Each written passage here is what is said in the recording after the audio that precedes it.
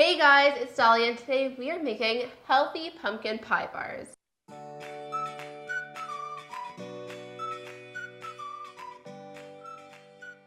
These pumpkin pie bars are so tasty. They start off with a crust, then we have the pumpkin pie filling, and on top is a delicious crumble. Plus, they are pretty healthy, and they're gluten-free, dairy-free, and they're just so yummy. So I can't wait to share the recipe with you, and now let's get baking. So the first step is we are going to make the crust. So I have here a food processor, and to it we're going to add all of the dry ingredients. First, add your oat flour. I just ground some regular gluten-free rolled oats in my NutriBullet, and then I made homemade oat flour instead of buying it in the package. Then I have here some almond flour, tapioca starch, and a little bit of salt. Now it is time to blend this up. So just give this a good scrape down and blend it one more time for about 30 seconds.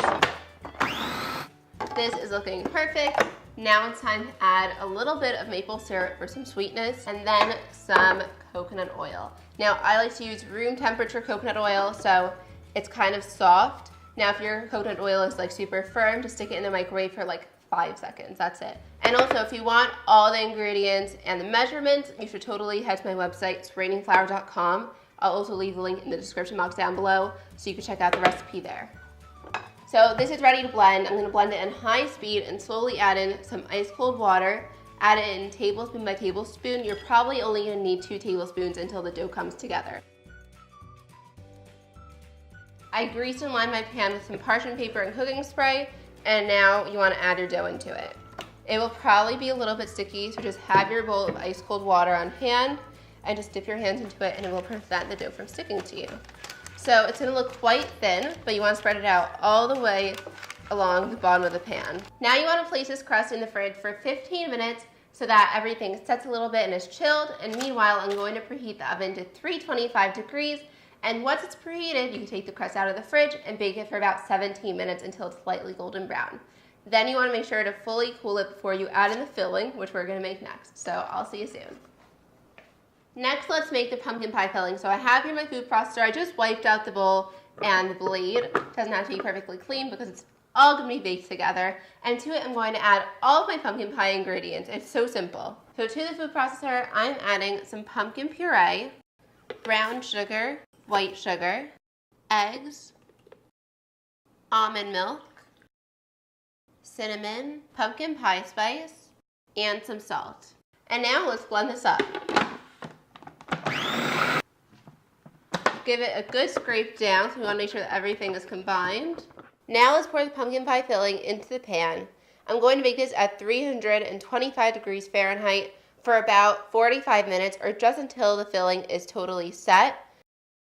Now let's make the crumble topping. So to a medium-sized bowl, I'm going to add some rolled oats, almond flour, salt, and cinnamon. And then just mix this together. I just want everything to be well combined. So just set this aside for a second, and meanwhile I have here some room temperature coconut oil. It's unrefined and cold pressed, so it's the healthiest one to use. And I also have here some maple syrup. So you want to add the maple syrup to the coconut oil and then just mix this together. Now let's add it into the oat mixture. And you're going to see that everything's going to start clumping together, and then it's exactly what you want to happen. After removing the pan from the oven, we're going to add the crumble topping to the cooked pumpkin pie and then return it to a 325 degree oven for about 45 to 55 minutes. Hey, so I just got this out of the oven. It has to cool now completely for like 2 hours. Then I'm going to stick it in the fridge for another 4 to 6 hours because it's going to be really hard to cut into if it's not cold and firm. So, oh my god, it looks so good. It got nice and like slightly dark on top. It's perfect. You guys have got to make this recipe. So you should totally head to my website, it's raininflour.com, get the recipe. I'll also leave a link in the description box down below and make it. Also, if you haven't already, subscribe to my channel. I would love for you to join the Raining Flour family. So you can click on the subscribe button down below along with the notification bell so you'll get notified when I post new videos. Thank you again so much for watching. Give this video a thumbs up if you liked it, and I'll see you next time. Bye!